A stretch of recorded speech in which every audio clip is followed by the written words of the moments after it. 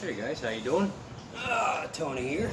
Just enjoying day number 4 here in Houston, Texas, or shelter in place. I was kind of bored today, so I was just sitting out here and not really knowing what to do. So I figured, hey, I'm going to make a video of a field strip. This is a DPMS Panther Arms Oracle 223556 AR-15. This is not 100% stock. I've done a couple things to it. Literally very little to it. Nothing that anybody would be proud of, other than me. I do have the Magpul M-Bus iron sights, quick flip ups. I like them. You can release them from any other area. If you're ambidextrous, release it from that side left, top sides, either way. As far as my sights go, I'm done. I'm not doing anything else for sights. I did practice with a red dot, and I practiced with a canted iron sights. I'll be honest with you, I'm not really into those. The canted iron sights. This is not a target rifle.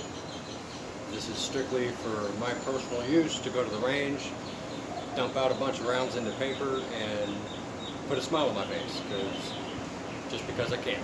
The stock is still stock. It is adjustable.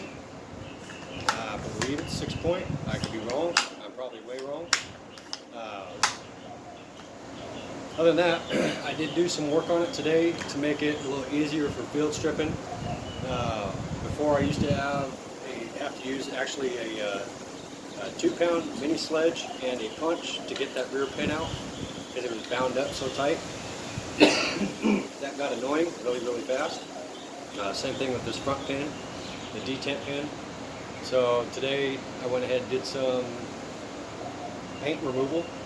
Is really what it was, just removing paint that was getting in the way, and through a couple of fold ups, open and closes, I was able to see where it was making contact prematurely. It was causing the rear pin to bind up.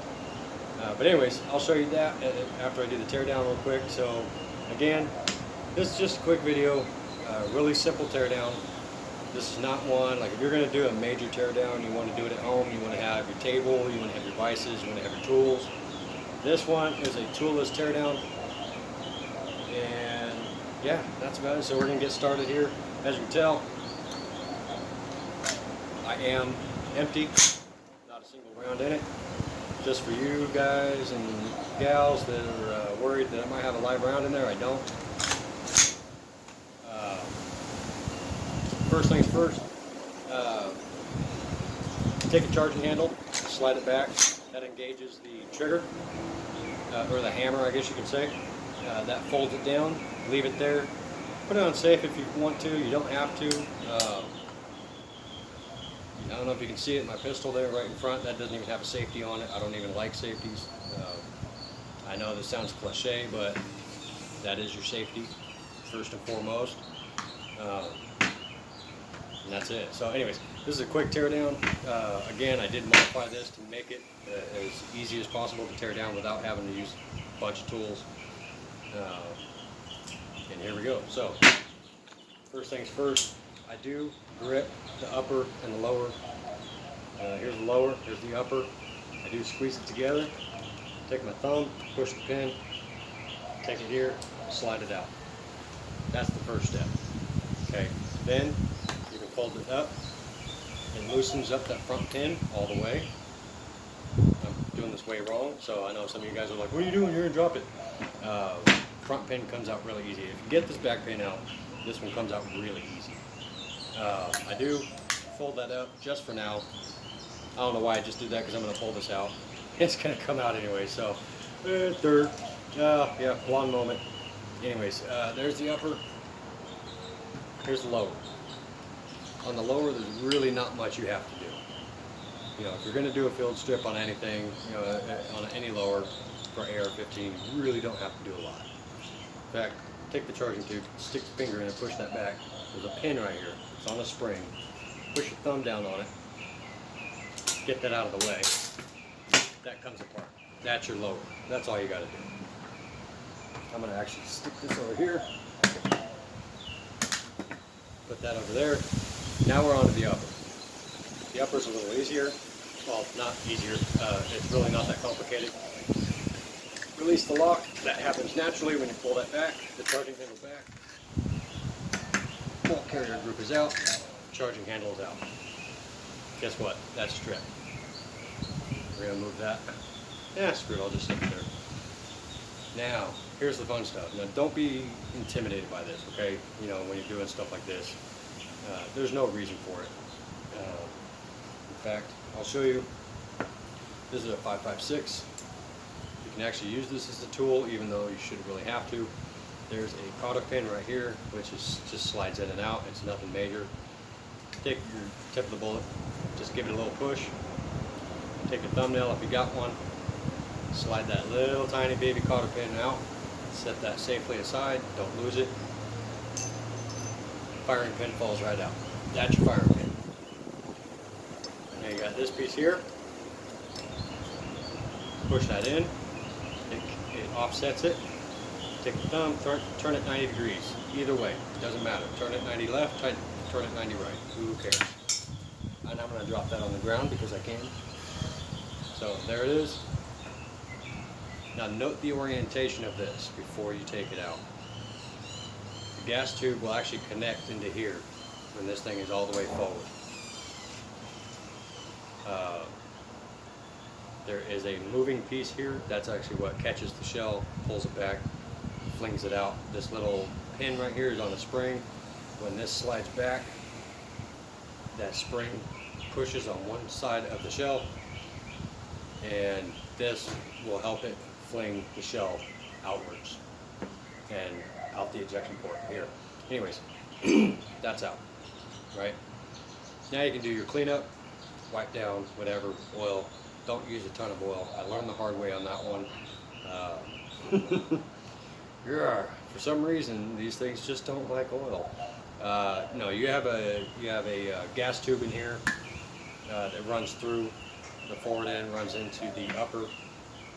This is the gas block. You don't want to oil these things too much because that oil builds up in there with all the carbon from the when you're firing it. All that excess gunpowder, carbon buildup, it gets stuck in the oil and starts jamming up the gun. Even this piece here, the bolt carrier group, you don't want to oil the snot out of it because it's got ports all throughout. You don't want to have that thing jamming up on you either. Now I've already gone through and cleaned this thing up. Already fired it off. It's good to go.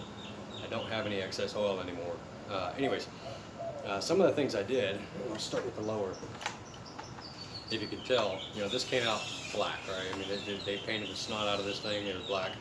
I did a 400 grit wet sandpaper, and I sanded down the paint, just the paint back here, because I noticed it was a little thick. It was a little bit more rounded on the edges. It wasn't very clean, not sharp like the metal was. So I took the paint off of here, kind of extended the sandpaper out into this area. I noticed it was catching, so I also did a little sanding here, not much, just to remove the paint, and doing a couple little tests, folding it up, making sure I get the pins in and out. Oh, one more thing, the detent pins, I did take the paint out of the, I'm going to call it the receiving side of the detent pin on the hole. I don't know what you want to call that, but I did take a lot of the paint out. There's still paint inside of this hole, the forward pin hole, but I didn't want to take too much out, and I already realized it comes out pretty good now, so there's no reason for me to take more out. Again, this is not a hunting rifle. This is not a competition rifle. This is just primarily for my personal fun and enjoyment of going out to the range and dumping rounds into paper, putting holes in paper. I know, right? How do you get so much fun putting holes in paper? I don't know.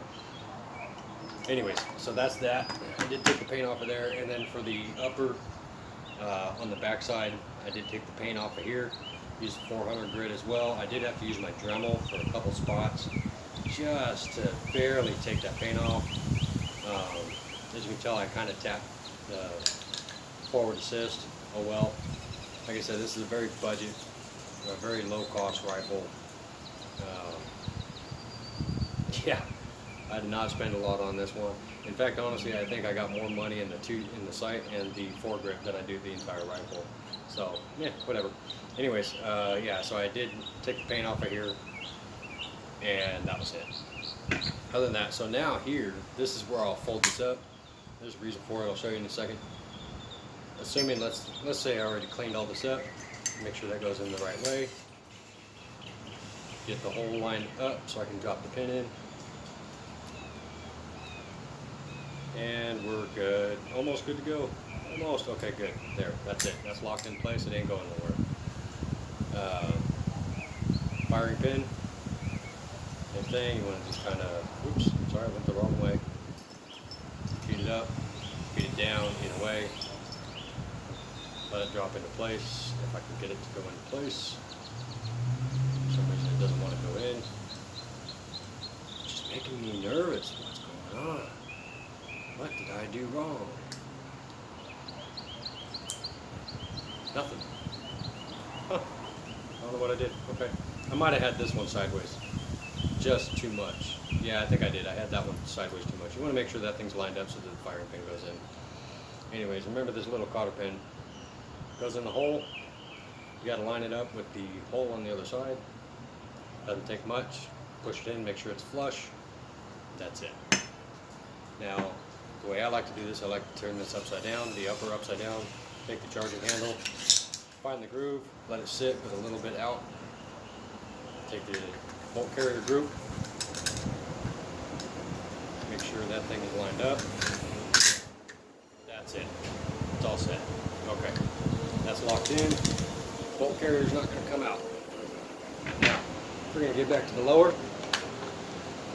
Now again, this is assuming that I needed to do an actual field strip. That's it. That's done. Pin push back in, make sure it's flush. That's it. This thing's ready to rock. That's it. There's nothing more to it.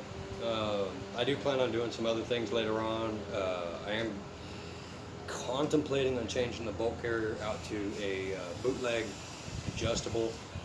I don't know why, I just like the adjustable. You know, I've been watching some videos on it. Some guys did some really good videos on it. And they can adjust them right on the spot. You know, they don't have to take it all down. They don't do it, just adjust it right then and there. Now, doing some of the research, people are saying you only want the adjustable, or you only need the adjustable if you have a silencer, suppressor. Okay. I don't know. I still think that that's a nice thing to have. You know, if you're out hunting for some reason and you got your AR and it starts to be a little hinky, adjust it. You know, if you need it. If you don't need it, put it away and clean it up and then go back out again. But I don't know. Just having the adjustable on there might, for me, just be a good thing. I don't know. I might be just wasting my money. I do plan on changing out to a floating forward grip, a full floating. Right now, this thing, after about 120 rounds, the forward grip gets nice and hot. Gotta let it cool down a little bit. It is, you know, it's not top of the line again. You know, the barrel's stock, you know, the gas tube is stock, the lower stock, the upper stock. The only thing that I have is the forward grip and the and the sights. The grip is stock, the stock is stock. So, yeah. Anyways, as you guys saw, that was it. It doesn't take much, and you saw it took a little while to do that, and that's just because I'm farting around. Yeah, so if you want some tips from an absolute amateur like myself, when it comes to ARs, take the paint out of the pins. Don't take too much, just enough to where you can get your fingers to push the pins through. Remember, when you're doing that, either way, you're going to want to squeeze the upper and the lower together. Get that lower pin out. Again, squeeze. That pin comes out. Okay, and that's it. That's about all you need. You shouldn't have to use a hammer and a punch to get that pin. Just saying. But like I said, I didn't pay very much for this. I think I paid like $440 for the rifle. I think I got just under that, just in the 2 sights and the forward grip. That's just what it is. So, other than that,